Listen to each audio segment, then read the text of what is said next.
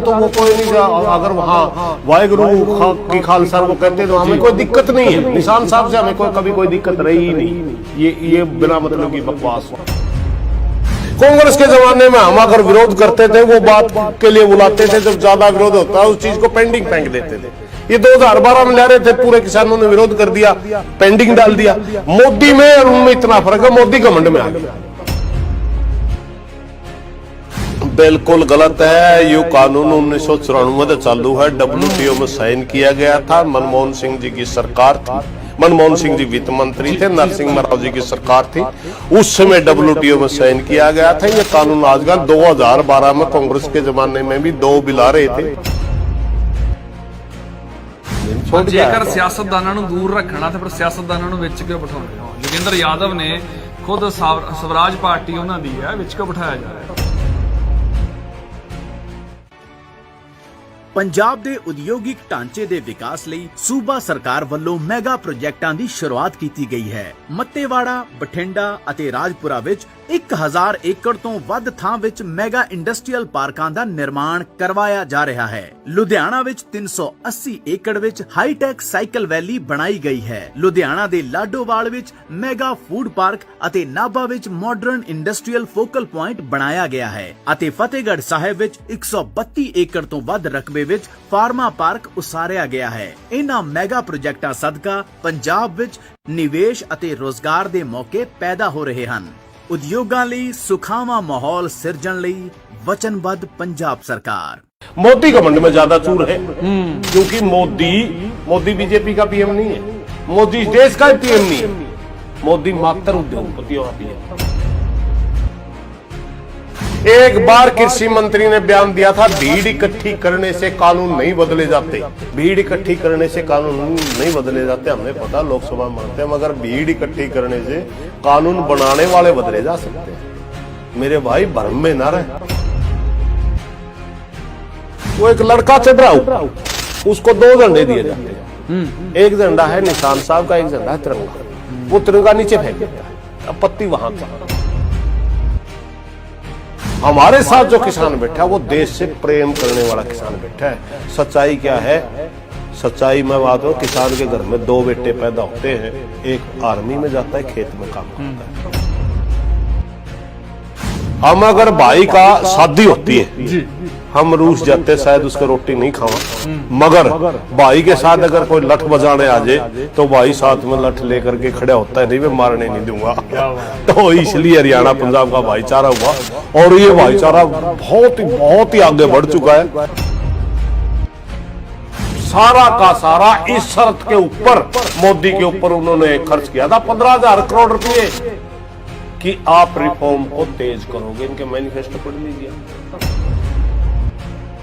कई बार धार्मिक नारे हद से ज्यादा हो जाते हैं, तो कामरेड और हरियाणा के साथी मिलके फिर उनको कह देते हैं, नहीं भाई ये किसान आंदोलन आपका गुरुद्वारा नहीं, स्टेज को गुरुद्वारा मत बनाइए, उनको भी रोक देते हैं। लोकसभा के अंदर कानून बनता है, कब अध्यादेश आता है, कब अडानी गोदाम बना लेता है 3 साल पहले। कोई तो ताकत है जो उसको बता रही कि हम जल्दी करने वाले हैं। मजबूरी क्या है कि हमारा प्रधानमंत्री मात्र राजनीतिक भाषा समझता है, दूसरी भाषा ही नहीं समझता। हम बार बार दिल्ली के बॉर्डरों पे बैठे उनको याद दिला रहे कि देश का किसान बैठा है, मगर वो नहीं समझता। 26 जनवरी को इसलिए कोई नाराज नहीं था कि पोल के ऊपर निशान साहब चढ़ाया गया, बिल्कुल नाराज नहीं। अगर हम ज्यादा जोर दें इस बात पे, कहेंगे सुप्रीम कोर्ट में जाओ, सुप्रीम कोर्ट में जाती है ना, क्योंकि सुप्रीम कोर्ट इनके कब्जे में, इलेक्शन कमीशन इनके कब्जे में, CBI ED सब इनके कब्जे में। ਸਤਿ ਸ਼੍ਰੀ ਅਕਾਲ, ਤੁਸੀਂ ਦੇਖ ਰਹੇ ਹੋ ਰੋਜ਼ਾਨਾ ਸਪੋਕਸਮੈਨ ਟੀਵੀ। ਮੈਂ ਸੁਰਖਾਬ। ਕਿਸਾਨੀ ਅੰਦੋਲਨ ਦੀ ਗੱਲ ਕਰੀਏ ਤਾਂ 9 ਮਹੀਨੇ ਪੂਰੇ ਹੁੰਦੇ ਨਜ਼ਰ ਆ ਰਹੇ ਨੇ, ਲੇਕਿਨ ਸਰਕਾਰ ਨਾਲ ਗੱਲਬਾਤ ਟੁੱਟੀ ਹੋਈ ਹੈ, ਗੱਲਬਾਤ ਦੁਬਾਰਾ ਸ਼ੁਰੂ ਨਹੀਂ ਹੋਈ। ਪਰ ਇਸ ਦੌਰਾਨ ਬਹੁਤ ਸਾਰੀਆਂ ਵਿਚਾਰਾਂ ਪੇਸ਼ ਹੋਈਆਂ, ਇਲੈਕਸ਼ਨ ਨੂੰ ਲੈ ਕੇ ਵੀ ਕਈ ਗੱਲਾਂ ਸਾਹਮਣੇ ਆਈਆਂ, ਤੇ ਖਾਸ ਤੌਰ ਤੇ ਇਸ ਵਕਤ ਕਿਸਾਨਾਂ ਦਾ ਕਹਿਣਾ ਆ ਕਿ ਸੱਤਾ ਵਿੱਚ ਬਦਲਾਅ ਚਾਹੁੰਦੇ ਆ, ਕੇਂਦਰ ਦਾ ਵਿਰੋਧ ਕਰਾਂਗੇ, ਯਾਨੀ ਕਿ ਭਾਜਪਾ ਸਰਕਾਰ ਦਾ ਵਿਰੋਧ ਕਰਾਂਗੇ। ਮੇਰੇ ਨਾਲ ਇਸ ਵਕਤ ਭਾਰਤੀ ਕਿਸਾਨ ਮਜ਼ਦੂਰ ਯੂਨੀਅਨ ਤੋਂ ਸੁਰੇਸ਼ ਕਾਉਤ ਜੀ ਨੇ, ਜੋ ਹਰਿਆਣਾ ਦੇ ਵਿੱਚ ਐਕਟਿਵ ਨੇ।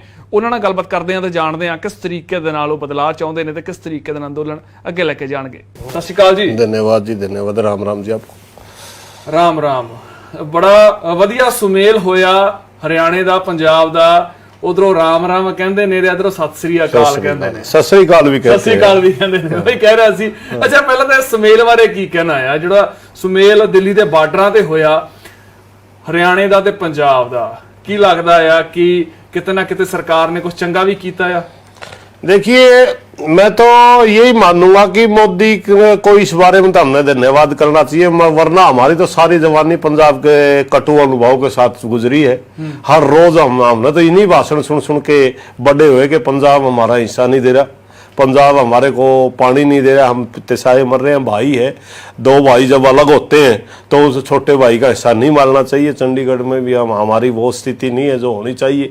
इस किस्म के सवालों के साथ हम बड़े हुए, लेकिन एक अचानक भारत सरकार ये कानून लेकर के आई कि हम देखा हम दोनों भाइयों ही गर्दन कट रही है। एक हरियाणा के अंदर एक कहावत है, हम अगर भाई का शादी होती है जी, हम रूस जाते शायद उसके रोटी नहीं खावा, मगर भाई के साथ अगर कोई लठ बजाने आ जाए तो भाई साथ में लठ लेकर के खड़ा होता है, नहीं मैं मारने नहीं दूंगा। क्या बात है। तो इसलिए हरियाणा पंजाब का भाईचारा हुआ, और ये भाईचारा बहुत ही आगे बढ़ चुका है। सारे के सारे जो किसान वहां बैठे सबको पता चल गया कि ये जो नारे थे ये राजनीतिक ज्यादा थे, वास्तविकता इनमें कम थी। वास्तविकता कम थी, क्योंकि किसान तो ना कदे नहर खोदना है, ना किसानों ने कभी नहर रोकी। राजनीतिक लोग खोदना है, राजनीतिक लोगों ने रोकी ये, क्योंकि सुप्रीम कोर्ट का है केस, या को इस किस्म की बातें हम सुनते रहे। हम जब वहां बॉर्डर पे इकट्ठे होते, मजाक में हम हरियाणा वाले पूछ लेते हैं भाई हाथ जोड़ के मांगेंगे आप दे देंगे, तो वो कहते हैं यार तेरे को तो तू नहर की बात करता, सारी का जान भी हाजिर है। क्योंकि हमारे दक्षिण हरियाणा, देखिए मैं हमारे हरियाणा का पानी का ही बताऊं, बंटवारा भाखड़ा का जो हमें पानी मिला वो उत्तर हमारा पश्चिमी हरियाणा को मिला था जी। उसमें ज्यादातर जले आते हैं, हमारा जींद में एंट्री होता है, उसमें फतेहाबाद, सिरसा, हिसार यहाँ तक होता है। SYL का जो पानी जाना था वो जाना था हमारा दक्षिण हरियाणा को जी। वो रिवाड़ी का है क्षेत्र है, हमारा महेंद्रगढ़ का क्षेत्र है, हमारा ये क्या नाम है आपका रोहतक का क्षेत्र है, जज्जर है, भिवानी है। वो जो एरिया SYL के बंटवारे में हमारा जो नक्शा बनाया हुआ, इतने क्यूसेक पानी SYL मिलेगा वो उस क्षेत्र में जाएगा। वहां पीने का पानी भी नहीं है, इसलिए वो मुद्दा हर बार जिंदा हो जाता है इलेक्शन में। यार वो पानी मिल जाता तो कम से कम हमारे भाइयों को पीने का तो मिल जाता, मगर वो जो भाखड़ा का मिलता उसी में से सारे हरियाणा में पीने का पानी पहुंचा जाता। खेती के लिए हरियाणा में पानी नहीं है। ਕੌਸਾ ਤੁਸੀਂ ਕਹਿ ਰਹੇ ਹੋ ਕਿ ਇਹ ਮੁੱਦਾ ਇਲੈਕਸ਼ਨ ਤੱਕ ਦੁਬਾਰਾ ਜਿਉਂਦਾ ਹੋ ਜਾਂਦਾ, ਉਹ 4-4.5 ਸਾਲ ਉਹਦਾ ਮੁੱਦਾ ਬੰਦ ਰਹਿੰਦਾ ਆ ਤੇ ਅਖੀਰਲੇ 6 ਮਹੀਨੇ 'ਚ ਜਿਉਂਦਾ ਆ। ਸਰਕਾਰਾਂ ਦੀ ਨਾਕਾਮੀ ਆ, ਫਿਰ ਇਸ ਤੋਂ ਬਾਅਦ ਜੇ ਅਸੀਂ 7 ਦਹਾਕੇ ਹੋ ਗਏ ਦੇਸ਼ ਆਜ਼ਾਦ ਹੋਏ ਨੂੰ, ਤੇ ਭਾਰਤ ਦੇ ਵਿੱਚ ਜੇ ਪੰਜਾਬ ਤੇ ਹਰਿਆਣਾ ਦੀ ਵੰਡ ਦੀ ਗੱਲ ਕਰ ਲਈਏ ਤਾਂ ਲੰਮਾ ਸਮਾਂ ਹੋ ਗਿਆ। ਉਸ ਸਮੇਂ ਤੋਂ ਬਾਅਦ ਵੀ ਜਿਹੜਾ ਕਿ ਇੰਨਾ ਵਿਕਸਿਤ ਨਹੀਂ ਕਰ ਪਾਈਆਂ ਸਰਕਾਰਾਂ ਆਪਦੇ ਆਪ ਨੂੰ ਕਿ ਉਸ ਮੁੱਦੇ ਨੂੰ ਹੱਲ ਕੀਤਾ ਜਾਂਦਾ। देखिए, इस किस्म के मुद्दे एक सहानुभूति पूर्वक विचार करके ही हल हो सकते हैं। दोनों तरह के हमारे जो मुख्यमंत्रियों की मीटिंग ही नहीं होती।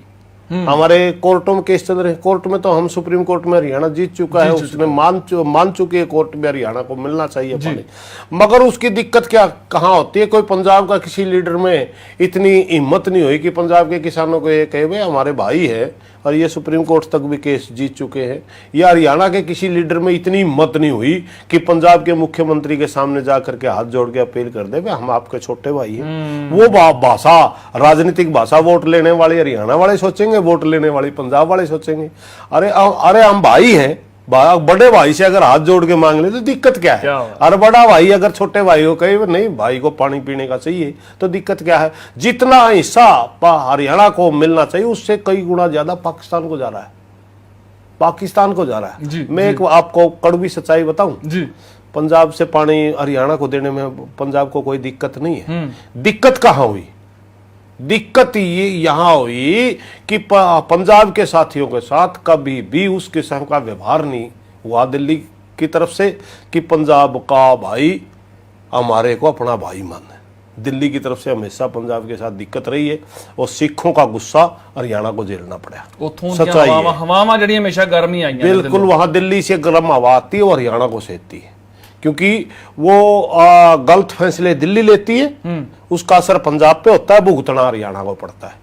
अगर दिल्ली सही फैसले लेती होती, वह पंजाब का हर किसान दिल्ली से संतुष्ट होता तो कभी का पानी मिल जाना चाहिए था। ਕਿਸਾਨ ਸੰਤੁਸ਼ਟ ਨੇ, ਹੁਣ ਸੰਤੁਸ਼ਟ ਨੇ ਕਿਸਾਨ ਕਿ 11 ਦੌਰ ਦੀ ਮੀਟਿੰਗ ਹੁੰਦੀ ਹੈ। ਹਾਲਾਂਕਿ ਅਮਿਤ ਸ਼ਾਹ ਨਾਲ ਵੀ ਬੈਠਕ ਹੋਈ ਸੀ ਤੇ ਉਸ ਤੋਂ ਬਾਅਦ ਜਿਹੜਾ ਇੱਕ ਟਾਈਮ ਬਾਉਂਡ ਹੋਣਾ ਚਾਹੀਦਾ ਸੀ ਉਹ ਹੋਇਆ ਨਹੀਂ, ਲੇਕਿਨ ਉਹ ਟਾਈਮ ਲੰਮਾ ਸਮਾਂ ਹੋ ਗਿਆ। ਉਸ ਦੌਰਾਨ ਕਿਸਾਨਾਂ ਦੀ ਹੁਣ ਪ੍ਰਵਿਰਤੀ ਕੀ ਹੈ, ਕਿਸਾਨ ਕੀ ਸੋਚਦੇ ਨੇ? 9वें ਮਹੀਨੇ ਚ ਅੰਦੋਲਨ ਦਾਖिल होने वाला है। देखिए, प्रजातंत्र के अंदर हमेशा पहल करना सरकार का काम होता है। सरकार जितना हमारे आंदोलन को बदनाम करने के लिए, बांटने के लिए इस आंदोलन को 3-4 कोशिश कर रही है। उन्होंने एक रिसर्च करवाई थी, मैं कड़वी सच्चाई बताऊंगा जी। उन्होंने एक रिसर्च कराई, किसी अफसर ने उनको रिपोर्ट दी कि ये आंदोलन बहुत ज्यादा संगठन है, ये आपस में नेता ही लड़के बिखर जाएंगे, या तो ये होगा, या किसी भी आंदोलन में अगर कॉमरेड साथी हैं वो लंबे समय तक वो आंदोलन में रहने से वो आंदोलन पे कब्जा कर लेते हैं, आम किसान उससे हट जाता है, या ये हो जाएगा, या इस आंदोलन के अंदर सिख भाई बहुत बड़ी संख्या में है। वो पंजाब का एक इतिहास रहा है कि जब लंबा आंदोलन चलने के बाद ये धार्मिक नारे लगाना शुरू कर दिया करें और वो आंदोलन खराब हो जाएगा। पर धार्मिक नारे तो पहले दिन तो लगते या मैं सुनिए, चौथा रह गया, या पंजाब की एक फितरत रही और हरियाणा की एक फितरत रही, और हरियाणा के अंदर किसान आंदोलन शुरू हो जाता है, लंबा समय अगर बीत जाए तो जाट आंदोलन बन जाता है। हाँ, मगर सच्चाई अलग है, अब की बार सच्चाई अलग है। अब की बार हमारे ऐसा पावर बैलेंस हो रही है, जब कॉमरेड साथी आंदोलन के ऊपर हैवी होने की कोशिश करते हैं, हरियाणा वाले जो नॉन कॉमरेड है पंजाब के संगठन वो आकर के रोक देते, नहीं भाई ये तुम्हारा अकेले का आंदोलन नहीं है, ये सभी विचारधाराओं का है। जब सिख साथी आंदोलन पे धार्मिक नारे तो वो कोई नहीं, अगर वहां वाहेगुरु की खालसा वो कहते तो हमें कोई दिक्कत नहीं है, निशान साहब से हमें कभी कोई दिक्कत रही ही नहीं। ये बिना मतलब की बकवास चला रहे। पर 26 जनवरी तो बाद जो गल्लां सामने आईਆਂ, 26 जनवरी तो बाद ਇਹ ਕਿਹਾ ਜਾਂਦਾ ਸੀ ਕਿ ਉੱਥੇ ਅੰਦੋਲਨ ਸਿਰਫ ਸਿੱਖਾਂ ਦਾ ਰਹਿ ਗਿਆ, ਹਰਿਆਣੇ ਵਾਲੇ ਨਾਰਾਜ਼ ਨੇ, ਹਰਿਆਣੇ ਵਾਲੇ ਤੋਂ ਜਾ ਰਹੇ ਨੇ, वो कितनी की सच्चाई थी? मैं बताऊं, वो बिल्कुल प्लांट की गई थी। लोग हम उस बात के से नाराज नहीं थे, मैं उसको खोल के ही बताऊंगा आपको। हमें सिख भाइयों से कभी कोई समस्या ही नहीं रही। हाँ, कई बार धार्मिक नारे हद से ज्यादा हो जाते हैं तो कॉमरेड और हरियाणा के साथी मिलके फिर उनको कह देते हैं, नहीं भाई ये किसान आंदोलन आपका गुरुद्वारा नहीं, स्टेज को गुरुद्वारा मत बनाइए, उनको भी रोक देते हैं हम।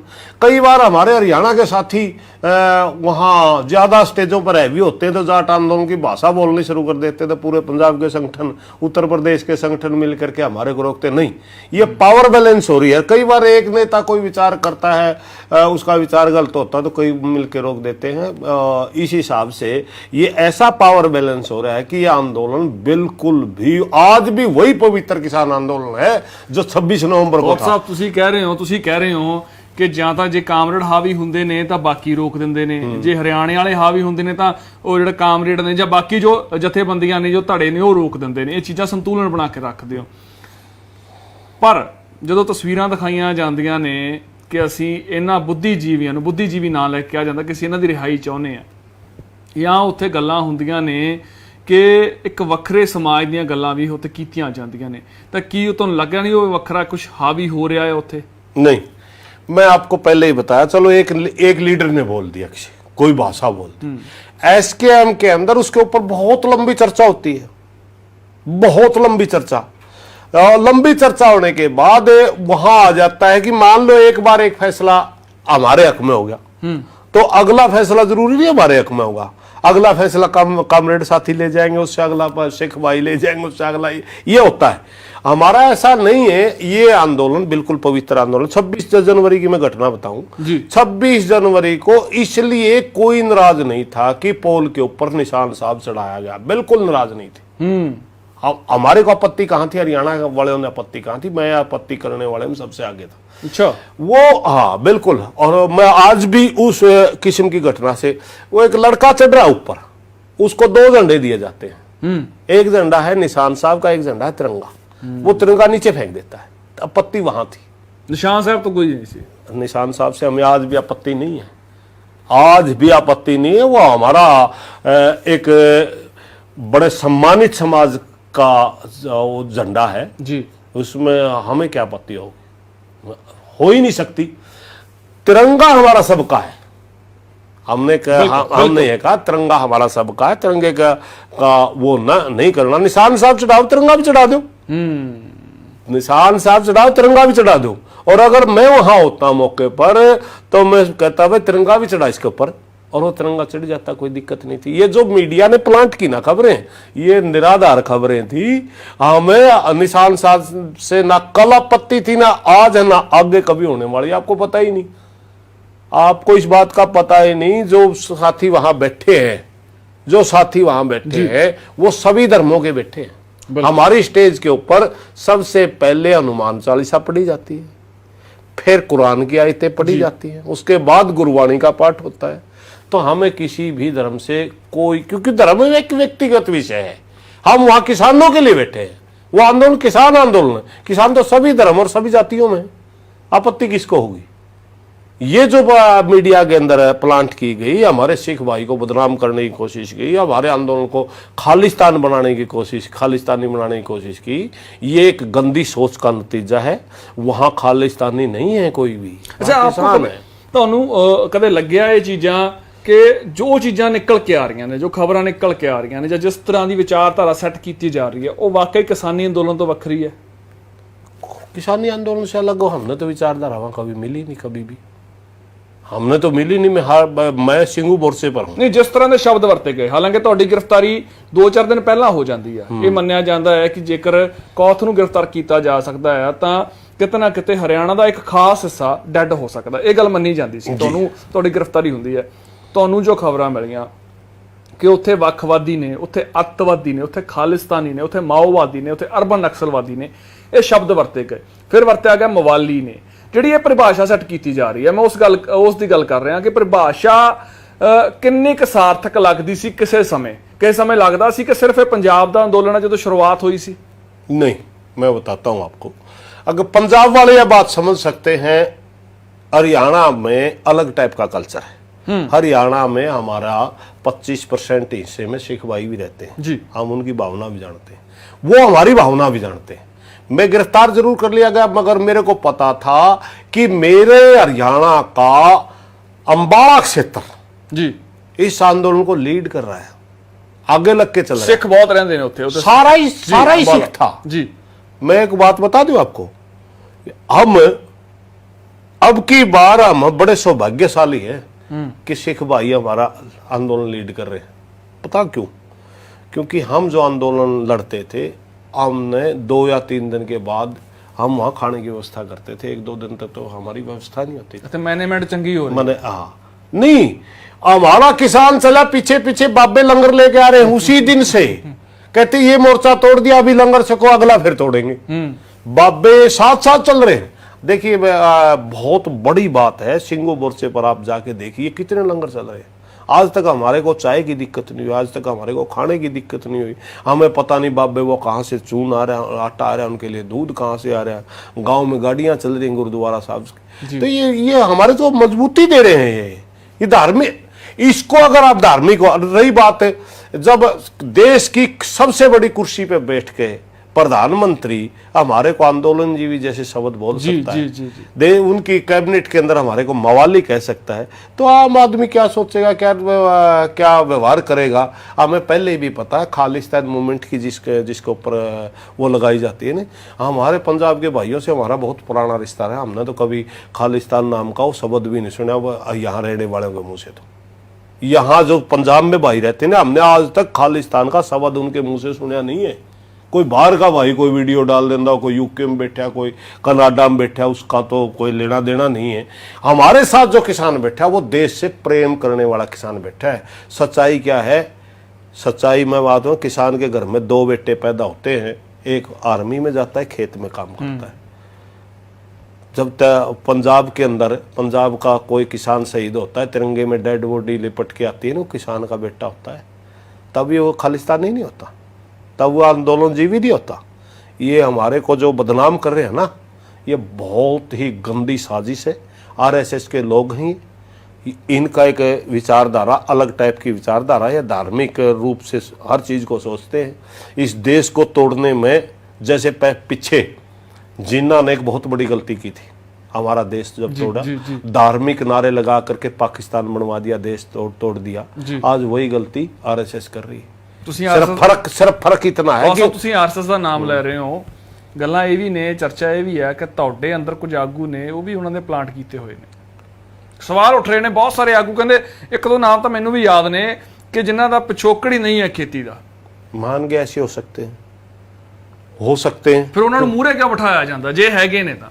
हो सकते हैं। सुनिए मैं आपको बताऊं, मगर वो सामने जब कोई चीज बाहर निकल के आएगी, अब पता है हमें भाई ये बंदा किसान संघ में काम कर चुका है, ये बंदा ये गोविंदाचार्य का चेला है, मगर उनकी कभी भी बात संयुक्त मोर्चा में ऐसी नहीं आती कि ये आदमी अब भी वहां है, अगर वो आएगी तो हम नहीं रखेंगे। कारण क्या है उसका मैं आपको बता दूं, हम उनके साथ तो लड़ रहे हैं, उस विचारधारा के साथ तो लड़ रहा है। कोई उनको छोड़ के हमारे पास आता है ना, फिर तो कोई दिक्कत नहीं होती। छोड़ के ਜੇਕਰ ਸਿਆਸਤਦਾਨਾਂ ਨੂੰ ਦੂਰ ਰੱਖਣਾ ਤੇ ਫਿਰ ਸਿਆਸਤਦਾਨਾਂ ਨੂੰ ਵਿੱਚ ਕਿਉਂ ਬਿਠਾਉਨੇ ਹੋ? ਯੋਗੇਂਦਰ ਯਾਦਵ ਨੇ ਖੁਦ ਸਵਰਾਜ ਪਾਰਟੀ ਉਹਨਾਂ ਦੀ ਹੈ, ਵਿੱਚ ਕਿਉਂ ਬਿਠਾਇਆ ਜਾ ਰਿਹਾ है? देखिए, इस जो संयुक्त मोर्चा है इसमें राजनीति के दो रूप देखे मैंने। एक तो सीधा पॉलिटिक्स, सिर्फ राजनीति करता है, एक जो राजनीति भी करता है किसान संगठन भी। हमारी 9 मेंबर कमेटी सुनिए, 9 मेंबर कमेटी के अंदर अन्नान मौला है, सीपीएम से है, बिल्कुल 9 इलेक्शन लड़ चुका है, 7 बार लोकसभा सांसद रह चुका, वो भी मेंबर है, मगर उसका संगठन है किसान सभा के नाते आ रहा है, न कि सीपीएम के नाते। दूसरी योगेंद्र यादव की बात करते हो आप, योगेंद्र यादव स्वराज पार्टी चलाता, उसका अध्यक्ष है, मगर उसका एक किसान संगठन है जय किसान के नाम से, वो उसका जय किसान लिख के आ रहा है, स्वराज पार्टी नहीं। गुरनाम सिंह चुडूनी ने 2 इलेक्शन लड़ चुका है, मगर वो किसी राजनीतिक विचारधारा से उससे जुड़ा हुआ नहीं है, इलेक्शन लड़ चुके हैं, उसकी किसान यूनियन है। राकेश टिकैत की भी किसान यूनियन है। तो इस किस्म में जिनके किसान संगठन है वो बैन नहीं है, वो राजनीति करने वाला बिल्कुल नहीं आएगा। वो चीज है कि इसका किसान संगठन है, समझे आप? बाकी पार्टियां दे भी हैगे ने, बाकी अकाली दल ने भी बनाया, नहीं, वो विंग है, वो इंडिपेंडेंट नहीं है, वो विंग है। ये कहते हैं हमारे इंडिपेंडेंट है, इनका कहना है कि हमारे इंडिपेंडेंट संगठन है। अच्छा, दूसरी बात एक और है, कई बार फील्ड में लंबे समय तक जो लोग लड़ते हैं ना, वो एक पहचान भी बन जाती है, वो आदमी किसानों के लिए लड़ रहा है। उस हिसाब से भी कई बार अगर किसी पार्टी का, किसी साथी का बैकग्राउंड होता है वो छुप जाता है। अब राकेश टिकैत 2 इलेक्शन लड़ चुका, देश को क्या पता है इलेक्शन लड़ चुका? नहीं पता, क्योंकि इनके पिताजी का बहुत बड़ा नाम रहा है किसानों में, वही किसान यूनियन चलाते। इस हिसाब से वो चीज बैन नहीं हो पाई। सीधा कोई राजनीतिक, अगर आप चाहे सुखबीर बादल कहे मैं तो किसानों की पार्टी में आऊंगा, नहीं आ सकता, क्योंकि अगर उनकी किसान का कोई सेल है या विंग है वो अलग चीज है, लेकिन वो फ्रंट लाइन की राजनीति में रह लिए। अगर कोई कांग्रेस कहे वह किसान, हमारा भी किसान मोर्चा है, वो नहीं हो सकता, क्योंकि मोर्चा विरोधी पार्टियां ने ਉਹ ਸਮਰਥਨ ਦਾ ਕਰਦੀਆਂ ਨਜ਼ਰ ਆਉਂਦੀਆਂ ਨੇ, ਸਪੋਰਟ ਤਾਂ ਤੁਹਾਨੂੰ ਹੈਗੀ ਉਹਨਾਂ ਦੀ? नहीं, ये भी गलत है। सुनिए एक मिनट, क्या मेरे सबसे पहले तो मैं आपसे एक प्रश्न पूछूं, विपक्षियों का काम क्या होता है? बेशक मुद्दे चकना है, मुद्दे उठाना, सत्ता हासिल करने के लिए गल कोशिश। हाँ, उनका हमारी नजर में फर्क है। उनका काम ये है कि आप किसान की मदद करिए, कल किसान आपको वोट दे जी। और हमारी नजर ये है कि आज आप किसान हमारी सपोर्ट करे, किसान जीते अपने घर जाए, हमने वोट नहीं चाहिए, उन्हें वोट चाहिए, इतना ही फर्क है। मगर सब गल है भी 10 साल जेकर माफ कीजिए 7 साल हो गए बीजेपी सरकार ਨੂੰ, सिर्फ बीजेपी सरकार ही जिम्मेवार है किसानों की हालत ਲਈ। ਤੁਸੀਂ ਕਹਿੰਦੇ ਹੋ, ਐਸਕੇਐਮ ਕਹਿੰਦੀ ਹੈ ਕਿ बीजेपी ਦਾ ਵਿਰੋਧ ਕਰਨਾ, ਬਾਕੀਆਂ ਨੂੰ ਸਵਾਲ ਪੁੱਛੋ, ਬਾਕੀ ਪਾਰਟੀਆਂ ਚੰਗੀਆਂ ਨੇ। बिल्कुल गलत है। ये कानून 1994 में चालू है, WTO में साइन किया गया था, मनमोहन सिंह जी की सरकार थी, मनमोहन सिंह जी वित्त मंत्री थे, नरसिंह राव जी की सरकार थी, उस समय WTO में साइन किया गया था। ये कानून आजकल 2012 में कांग्रेस के जमाने में भी 2 बिल आ रहे थे, एसेंशियल कमोडिटी एक्ट सिर्फ एक नहीं था, 2 बिल ये भी लेके आ रहे थे। ऐसा कुछ नहीं है कि हम उसको, हमारी नाराजगी क्या है? हमारी नाराजगी कांग्रेस में मोदी में फर्क क्या है? फर्क इतना है, कांग्रेस के जमाने में हम अगर विरोध करते थे वो बात के लिए बुलाते थे, जब ज्यादा विरोध होता है उस चीज को पेंडिंग फेंक देते थे। ये 2012 में ले रहे थे, पूरे किसानों ने विरोध कर दिया, पेंडिंग डाल दिया। मोदी में और उनमें इतना फर्क है, मोदी घमंड में आ गया। मोदी ने देश का 6,800 करोड़ रुपया मोदी ब्रांड बनाने में लगा दिया। आज किसान आंदोलन की वजह से उसकी सारी पोल खुल रही है। मोदी, हमने तो इस आंदोलन में पीछे इसलिए नहीं जा सकते क्योंकि हमारी फसल नस्ल की लड़ाई हम तो समाप्त हो जाएंगे। मोदी इसलिए नहीं जा रहा कि उसका घमंड टूट रहा है, पता उसको चल रहा है। अगर इसकी जगह वो होते, कांग्रेस में बीजेपी में फर्क है, उनकी जगह होते तो ये आज तक ये मामला उठा के स्टैंडिंग कमेटी में भगा दिया होता। पता नहीं कितने कानून भगाए कांग्रेस ने। तो हम मोदी का विरोध इसलिए नहीं कर रहे कि बीजेपी पार्टी का, हम मोदी का विरोध इसलिए कर रहे कि आप कुर्सी पे बैठे हैं, कुर्सी का विरोध है। आप कुर्सी पे बैठे हैं, आप हमारी बात नहीं मान रहे, इसलिए हम आपका विरोध करेंगे। पर वो तो कहते सौदा करने को तैयार है।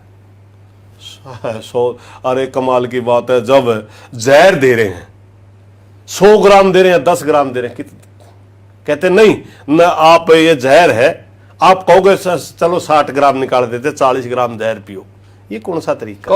उनका ड्राफ्ट ही ਪੁਰਾਣੀ ਗੱਲ ਹੈ ਇਹ। ਅਸੀਂ ਕਹਿ ਦਈਏ ਕਿ ਸੌਦਾ ਕਰਨ ਨੂੰ ਤਿਆਰ ਨੇ, ਮੀਟਿੰਗਾਂ ਦੇ ਵਿੱਚ ਹੋਇਆ, ਲੇਕਿਨ ਜਿਹੜਾ ਇਹ ਜਨਵਰੀ ਤੋਂ ਬਾਅਦ ਮੀਟਿੰਗ ਟੁੱਟੀ ਹੈ, ਅੱਜ ਅਸੀਂ ਅਗਸਤ 'ਚ ਬੈਠੇ ਆ, ਇਹਨਾਂ 5-6 ਮਹੀਨਿਆਂ ਦੌਰਾਨ ਕੋਈ ਆਫਰ ਨਹੀਂ ਆਇਆ, ਕੋਈ ਗੱਲਬਾਤ ਨਹੀਂ ਹੋਈ ਕਦੇ ਵੀ, कोई ऑफर नहीं।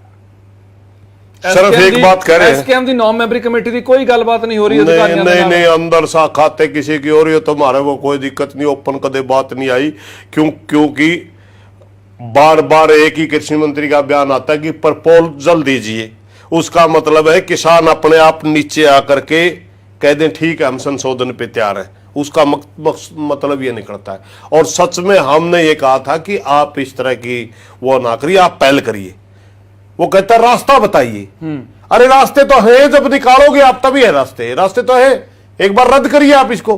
हमने ये कभी नहीं कहा कि रिफॉर्म नहीं चाहिए कृषि में, कभी नहीं कहा ये, क्योंकि हमने पता है कि आप साइन कर चुके हैं, बहुत आगे जा चुके हैं, WTO तो साइन की, बहुत आगे, ये देश बहुत आगे जा चुका है। आज साइन हुए को 26-27 साल हो चुके हैं, मगर हमने सुनिए एक मिनट प्लीज मेरा सवाल ले लो। ਤੁਹਾਨੂੰ ਲੱਗਦਾ ਜੇ WTO ਤੇ ਸਾਈਨ 26-27 ਸਾਲ ਪਹਿਲਾਂ ਹੋ ਚੁੱਕੇ ਨੇ, ਜੋ ਉਹਦੇ ਵਿੱਚ ਮੱਦਾਂ ਨੇ, ਜੋ ਉਹਦੇ ਵਿੱਚ ਜੋ ਰੂਲਸ ਬਣਾਏ ਹੋਏ ਨੇ, ਕਿ ਉਸ ਤੋਂ ਬਾਅਦ ਵੀ MSP ਤੁਹਾਨੂੰ ਵੱਧ ਕੇ ਮਿਲੂਗੀ? ਹੁਣ ਤੱਕ ਤਾਂ ਸਰਕਾਰ ਦੇ ਰਹੀ ਹੈ ਨਾ।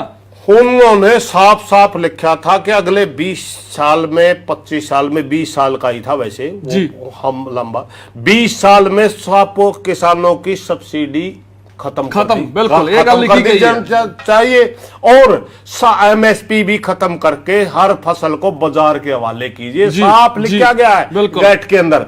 मगर अभी तक वो डिले क्यों होता रहा? क्योंकि किसान का विरोध को देखते हुए वो सरकारें पीछे डालती रही। मोदी घमंड में ज्यादा चूर है, क्योंकि मोदी बीजेपी का पीएम नहीं है, मोदी इस देश का पीएम नहीं है, मोदी मात्र उद्योगपतियों का पीएम है। साफ साफ इसके इलेक्शन कैंपेन में 2014 में सारा खर्च इसी शर्त पे लगाया हुआ है अडानी अंबानी ने। मोदी सरकार कहती है 14 करोड़ लोगों की पार्टी है, बहुमत बना के सानू सरकार में बिठाया गया है। उनको भी मूर्ख बना रखा है, उनको भी मूर्ख बना रखा है, बीजेपी के जो वोटर सपोर्टर है उनको भी मूर्ख बना रखा है। सारा का सारा इस शर्त के ऊपर, मोदी के ऊपर उन्होंने खर्च किया था 15,000 करोड़ रुपए कि आप रिफॉर्म को तेज करोगे। इनके मैनिफेस्टो पढ़ लीजिए आप। अडानी 3-4 साल से गोदाम क्यों बना रहा है? लोकसभा के अंदर कानून बनता है, कब अध्यादेश आता है, कब अडानी गोदाम बना लेता है? 3 साल पहले। कोई तो ताकत है जो उसको बता रही कि हम जल्दी करने वाले हैं। पीएमओ के सिवाय कोई ताकत भी नहीं है बताने वाली। पीएमओ में कहीं बात लीक हुई कि आप पहले गोदाम बना लिए, सस्ती जमीन ले लिए, वरना जब ये कानून लागू हो जाएगा किसान आपको जमीन नहीं देगा। ये बताने वाला कौन है? ये सारा का सारा गेम वहीं से चल रहा है। मोदी पीएम नहीं है इस जनता का। बीजेपी वाले भी बिना मतलब इसका चमड़े बैठे, बीजेपी का पीएम भी नहीं है यो, मात्र कुछ उद्योगपतियों का पीएम है। उन्होंने प्लांट कर रखा है, और प्लांट किया था 2012 में इन्हीं कानूनों के जरिए। उस समय कांग्रेस गवर्नमेंट थी, ये बिल लेके आ रही थी। उस समय विपक्ष की नेता सुषमा स्वराज थी, अडवाणी जी स्वाभाविक बीजेपी के नेता थे, उन्होंने खुल के विरोध किया था जी। तब एक उद्योगपतियों के दिमाग में आई कि अगर बीजेपी सरकार आई तब भी ये कानून लागू नहीं होंगे, तब इसको उबारा गया था। 13 में फिर उसके उबारा गया था। ये उस समय मुख्यमंत्री होते थे गुजरात के, तब उद्योगपतियों ने उभार के भाई हमारा पीएम कैंडिडेट अगर दोगे तो इसके ऊपर हम दाव लगाएंगे, हम खर्चा करेंगे। बीजेपी ने स्वीकार कर लिया, और ये आज देख लो हाल क्या हो रहा है। हल की है कौत साहब, गलबात ਤੁਹਾਡੀ नहीं हो रही सरकार ਦੇ ਨਾਲ, बैठे ਨੂੰ 9 महीने हो जाणगे, इस ਤੋਂ ਬਾਅਦ पता नहीं कितना लंबा चलेगा। ਸੁਣਨ ਤੱਕ 24 ਤੱਕ ਵੀ ਗੱਲਾਂ ਆਈਆਂ ਕਿ 24 ਤੱਕ ਬੈਠਣ ਨੂੰ ਵੀ ਤਿਆਰ ਆ, ਸਰਕਾਰ ਦੇ ਨਾਲ ਲੜਨ ਨੂੰ ਵੀ ਤਿਆਰ ਆ, ਬੰਗਾਲ ਦੇ ਵਿੱਚ ਜਿੱਤ ਹਾਸਲ ਕੀਤੀ ਹੈ, यूपी ਦੀ ਤਿਆਰੀ ਹੈ, ਪੰਜਾਬ ਦੀ ਤਿਆਰੀ ਹੈ। ਅਸਲ ਹੱਲ ਕੀ ਹੈ? ਅਸਲ ਹੱਲ ਤਾਂ ਦੇਖੋ टेबल टॉक तो जरूरी है, गलबात चाहिए ना। बिल्कुल बिल्कुल जरूरी है। हल का भी हमें पता है कहाँ जाके ये होना है। देखिए बंगाल में गए, हम पंजाब में की बात कर रहे हैं, यूपी की बात कर रही है, ये हमारा मकसद नहीं है।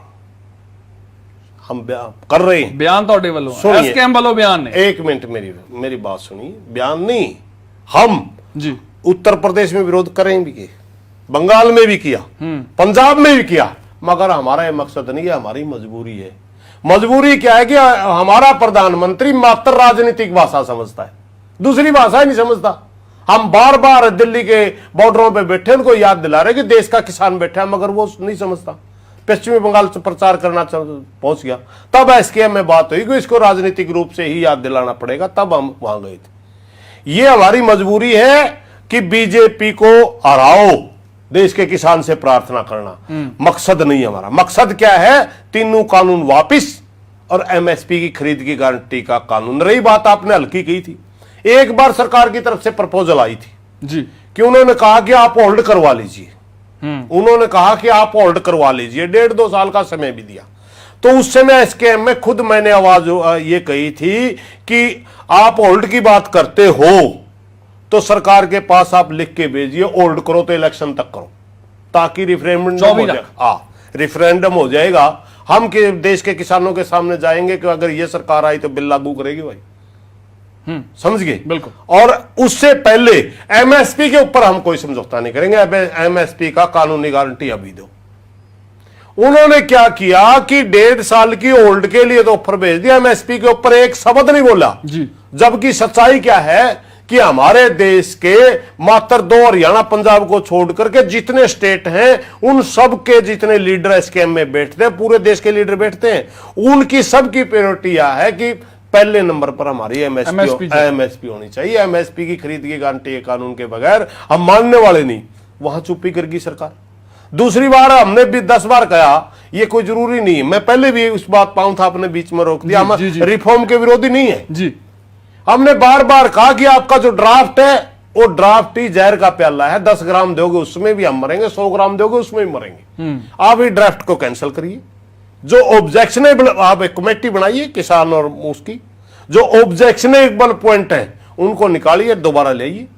अरे ये तो 1 महीना काम भी को नहीं, हम 9 महीने से बैठा रहे, 2 लोकसभा के 2 सत्र लिए, समझ गए। और एमएसपी में खरीद की गारंटी दीजिए, उस दिन ये कानून समाप्त हो जाएंगे, जो आप आगे बना रहे हो वो कानून लागू हो जाएंगे। हो गया हाल, हमारा रद्द हो गया, उनका संशोधन हो गया, काम तो दोनों बनने वाले हैं। मगर क्या चक्कर क्या है कि उनमें वो गवर्नमेंट में इतने अंधे हैं, उनको रास्ता दिखाई नहीं देता। हमारे से पूछते रास्ता क्या है, उनका ये पूछना बार बार कि रास्ता क्या है, या पत्रकार साथियों का भी ये पूछना रास्ता क्या है। जी। हमारे से ये अपने शब्द कहलाना चाहते हैं कि ठीक है हम संशोधन में मान जाएंगे, ये हमारे से नहीं, मगर सच्चाई ये है कि अरे वो तो मानने क्या, डेथ वारंट है। मैंने आपको पहले बताया 100 ग्राम का गिलास दे दिया जहर का भर के, और वो कहते इसमें संशोधन करवा लो, 70 ग्राम घट जाएगा, 60 ग्राम घट जाएगा, 10 ग्राम भी मारेगा। उसका जो शुरू का ड्राफ्ट है, मैं आपको बताऊं, कृषि के ऊपर कानून बनाना स्टेट का अधिकार है, सेंटर का नहीं। मगर इन्होंने क्या किया, ट्रेड में ले जाके बना दिए। अब अगर हम उनको चैलेंज करेंगे, गैर संवैधानिक के पास नहीं होगा, क्योंकि वो कानून इन्होंने कृषि उपज के लिए बना दिए। कृषि उपज के लिए कानून बनाना सेंटर का अधिकार होता है, लागू कृषि में कर रहे हैं, चोर दरवाजे से लेके आगे। अगर हम ज्यादा जोर दें इस बात पे, कहेंगे सुप्रीम कोर्ट में जाओ, सुप्रीम कोर्ट में जाते ही हारना, क्योंकि सुप्रीम कोर्ट इनके कब्जे में, इलेक्शन कमीशन इनके कब्जे में, सीबीआई ईडी सब इनके कब्जे में, सारा कुछ खत्म कर दिया। मीडिया भी खत्म कर रिफॉर्म चाਹੁੰਦੇ ਹੋ ਤੁਸੀਂ, सत्ता 'ਚ रिफॉर्म ਚਾਹੁੰਦੇ ਹੋ। शायद ਤੁਸੀਂ ਕਹਿ ਰਹੇ ਹੋ ਸਰਕਾਰ ਤੁਹਾਡੇ ਨਾਲ ਗੱਲ ਨਹੀਂ ਕਰਦੀ, ਤੁਸੀਂ ਚਾਹੁੰਦੇ ਹੋ कि सरकार ही बदल जावे तो शायद कोई हल हो जाए। ये वो खुद चाहते हैं, उन्होंने खुद इशारा किया। नहीं, फिर एक बार कृषि मंत्री ने बयान दिया था, भीड़ इकट्ठी करने से कानून नहीं बदले जाते, शायद आपको याद हो। जी। हमने उसका जवाब दिया था, ठीक है लंबा चलेगा आंदोलन, भीड़ इकट्ठी करने से कानून नहीं बदले जाते, हमने पता लोकसभा में बनते हैं, मगर भीड़ इकट्ठी करने से कानून बनाने वाले बदले जा सकते हैं। मेरे भाई भ्रम में ना रहे, ये तेरे बाप दादा का देश नहीं है, प्रजातंत्र है इसमें। मेरा आखिरी सवाल कौल साहब, आखिरी सवाल ये है कि जेकर तुसीं सत्ता 'ਚ रिफॉर्म चाਹੁੰਦੇ ਹੋ ਫਿਰ ਆਪਣੇ ਬੰਦੇ ਸੱਤਾ 'ਚ ਕਿਉਂ ਨਹੀਂ ਉਤਾਰਦੇ? ਗੁਰਨਾਮ ਸਿੰਘ ਚੂਨੀ ਜੇ ਪਹਿਲ ਕਰਦੇ ਸੀ ਤਾਂ ਦਿੱਕਤ ਕੀ ਹੈ? देखिए हरियाणा प्रदेश का किसान, जी गुरुनाम जी ने जब बयान दिया, पूरे प्रदेश का किसान की एक आवाज आई कि हम तीनों कानून वापस हुए बगैर, एमएसपी की खरीद की गारंटी मिले बगैर, उससे पहले हम किसी तरह का विचार को स्वीकार नहीं करेंगे। समझ गए? पंजाब मॉडल ਦਾ ਬਣ ਸਕਦਾ ਸੀਗਾ। मैं बताता हूं, हरियाणा किसान नहीं चाहता मेरे भाई जी। मैं हरियाणा की बात कर रहा हूं। पंजाब वाले लड़ो ना लड़ो, मगर हम हरियाणा के किसानों के साथ हैं, क्योंकि हमने आज तक किसानों की आवाज उठाई। किसानों की आवाज उठाने का मतलब है कि पीछे से हमारे किसान जो कहेंगे हम वही बात आगे कहेंगे। हम वकील हैं, मालिक नहीं है किसानों के। हम वकील हैं, बीच में जी। मालिक नहीं है, मालिक किसान बैठा है पीछे। किसान चाहता है कि हम कोई भी भाषा ना बोले, बल्कि हरियाणा का किसान तो ये चाहता है कि पंजाब वाला जी कर लड़ लेंगे, जी कर नहीं लड़ देंगे, आप क्यों पंगा में मोल ले रहे हो। हमारे को तो ये जवाब मिलता है। सच्चाई ये है कि फिलहाल पंजाब का इलेक्शन बहुत दूर है। 6 महीने पहले तक। हाँ, बहुत दूर है। हमें इस किस्म की बातों में पढ़ के अपना आंदोलन खराब नहीं करना चाहिए। हमने सिर्फ आंदोलन पर ध्यान देना चाहिए। आंदोलन ही हम लड़ने जा रहे हैं, हम आंदोलनकारी हैं। किसान राजनीति, किसान आंदोलन दो अलग अलग चीजें हैं। आप समझ नहीं पाएंगे उस बात को, मैं बिल्कुल खोल के बता दूं। किसान राजनीति के आदमी थे चौधरी महेंद्र सिंह टिकैत, घासीराम नैन, आपके यहाँ ये होते थे क्या, लखोवाल जी और ये जोगिंदर उग्राह जी, ये है किसान आंदोलन के लोग। और किसान राजनीति थी चौधरी चरण सिंह, देवीलाल, ये किसान राजनीति के लोग थे। यानी राजनीति के द्वारा किसानों की बात करना, एक आंदोलन के द्वारा किसानों की बात करना, दोनों की सोच अलग होती है।